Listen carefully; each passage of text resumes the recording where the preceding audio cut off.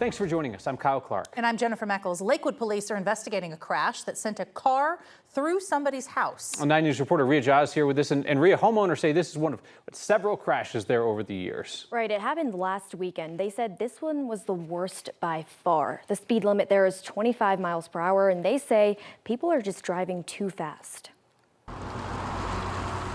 We've seen accident after accident. In 5 years at this intersection. On the corner of West 15th Place and Youngfield Drive. Jonna Helm and Pablo Mitjans never thought a crash could hit so close to home. Last Saturday night around 9 o'clock, a vehicle traveling at a high rate of speed was coming down Youngfield, proceeded to travel southbound and up my driveway and into my garage. They were sitting in their back patio when it happened. It sounded like a bomb went off, to be quite truthful. Our driveway is even steeper, and so cars traveling at these high rates of speed never thought they would be going that fast to be able to crash through my garage.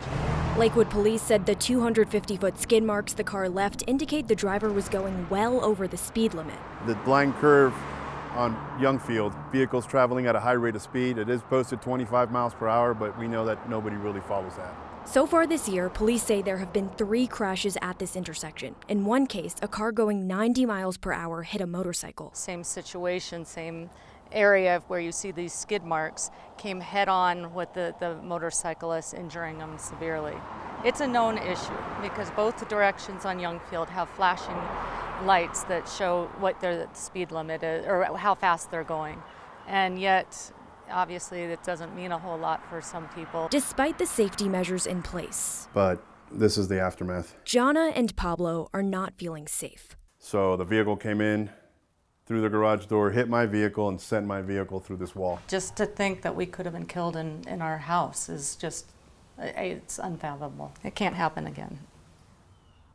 The city does have plans to address the safety at that intersection with a curb, gutter, and retaining wall, but they said those improvements are contingent on a new development in the neighborhood. That's still in the early planning stages. And the couple said neighbors here are against that development, saying it would only bring more traffic to the area. Rhea Jha, 9 News.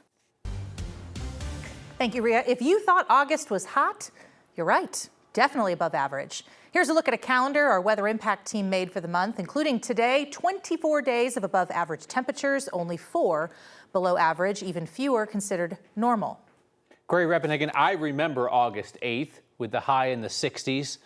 Sitting on the back porch in jeans and a sweatshirt thinking, ooh, fall preview. Wasn't that nice? But what a hot month, huh? Yeah, it always likes to trick us like that. I remember that day, too. It was a great day. I wish we could get a few more of those on the calendar, but unfortunately, we're going to add another red box to that calendar tomorrow because we should be into the 90s tomorrow. So that's what we're talking about in our weather impact headlines tonight. Sunny holiday. Not many clouds we'll see in the sky over the weekend. That'll be some warm temperatures. We'll also be tracking the emergence of some fire weather because the wind and the humidity will drop on Sunday and Monday. We could be looking at fire weather warnings. A cold front is coming, so maybe we could add a blue box to the month of September coming up here on Thursday. We'll talk about that. But here's your day tomorrow here in Denver, looking at nothing but sunshine tomorrow, going up to the highs in the 90s. Corey, thank you. There's a man now facing charges in the death of a dog breeder in Idaho Springs. The Clear Creek County Sheriff's Office announced today they have recommended first-degree murder and other charges against 36-year-old Sergio Ferrer. Deputies arrested him on an unrelated warrant just hours after a private search party found 57-year-old Paul Peavy dead on his own property last weekend. At least 10 of Peavy's Doberman puppies were also gone. Deputies are still looking for those puppies. They say there's no reason to believe anything bad has happened to them. We believe that the puppies are alive. We hope that they're well and they're safe, but that's a priority for us, is locating these puppies and making sure that they're safe and that they're in the right homes, that they're being well taken care of. Now, deputies have not revealed a possible motive for Peavy's death. They don't believe this was a random killing. They say they're now working to figure out if anybody else may have been involved. Ferrer, by the way, is being held on $1 million bond, due back in court for this case on September 18th. A driver who pleaded guilty to causing a crash on 285 that killed a man earlier this summer was sentenced to 1 year in prison today. Ignacio Cruz Mendoza was only charged with misdemeanor traffic violations for that crash near Bailey. which killed Scott Miller and hurt 3 other people. Prosecutors say that Cruz Mendoza quickly pleaded guilty before they could gather enough evidence to put together more serious charges. They say he did not have a valid driver's license, commercial driver's license, when he was driving 40,000 pounds of pipe through the mountains. They also say his semi-truck's inspection expired almost 2 years before the crash. Scott Miller's wife says the sentence was too lenient, says the company needs to be held responsible as well.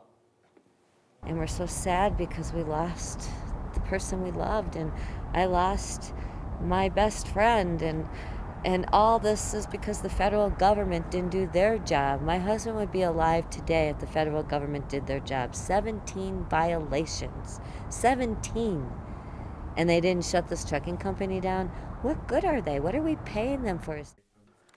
The DA's office said they could not comment further because of an open investigation into the trucking company. Ignacio Cruz Mendoza is in this country without proper documentation. His defense team suggested it's possible he could be deported before he finishes his sentence. A family in Colorado will now receive $5 million in a settlement over the death of their son. They sued Larimer County Sheriff's Office after one of the deputies there tased 28-year-old Brent Thompson in the middle of a highway, and seconds later, the driver of an SUV hit and killed Thompson. This happened back in February of 2023. The deputy we're talking about, Lorenzo Lujan, still employed. Larimer County says 2 separate investigations have now cleared him. Brent's family, though, is upset he wasn't disciplined. It breaks my heart. It really breaks my heart that this is the way it's ending. So think long and hard about who is running your county. We need to get it back to justice.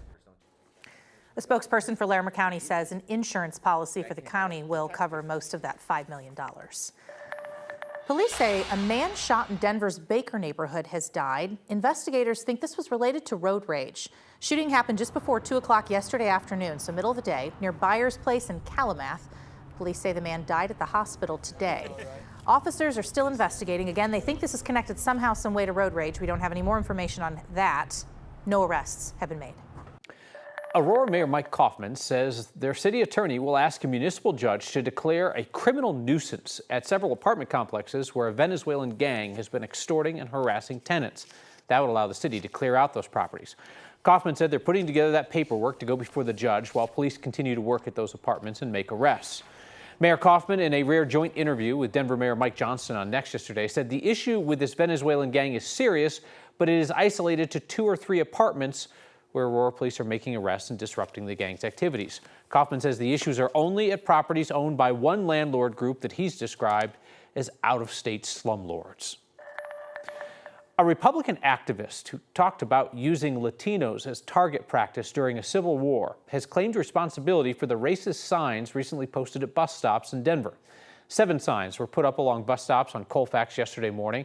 They were quickly removed come morning. A self-described street artist who goes by Sabo says he was the one who put them up. He told 9 News he's been contacted by Denver police who are investigating the signs as a possible bias-motivated crime. Denver Police Chief Ron Thomas would only say today that his department has strong leads. And he said that there could at least be city-level charges for illegally posting the signs on public or private property. This is not the city that we moved to. This is not the city that we grew up in. This is not the city that we live in. And this is not the city that we're going to accept. Sabo says he was motivated to post those signs because of reports of violence from a Venezuelan gang there in Aurora. One rival faction of Colorado Republicans have picked a new state chairman as of last weekend. Another faction will likely vote to keep the current chairman this weekend.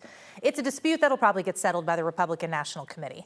Dave Williams, who still claims to hold the title of state GOP chair, called this meeting an attempt to hold onto party leadership. Last weekend, a different faction of the party leaders held a vote to replace him with former El Paso County GOP chair Eli Bremer in a vote that Williams claims was illegal. Bremer says tomorrow's vote is illegal. Williams says he will respect the results of tomorrow's vote, even if he is removed, but it's likely only his supporters will show up.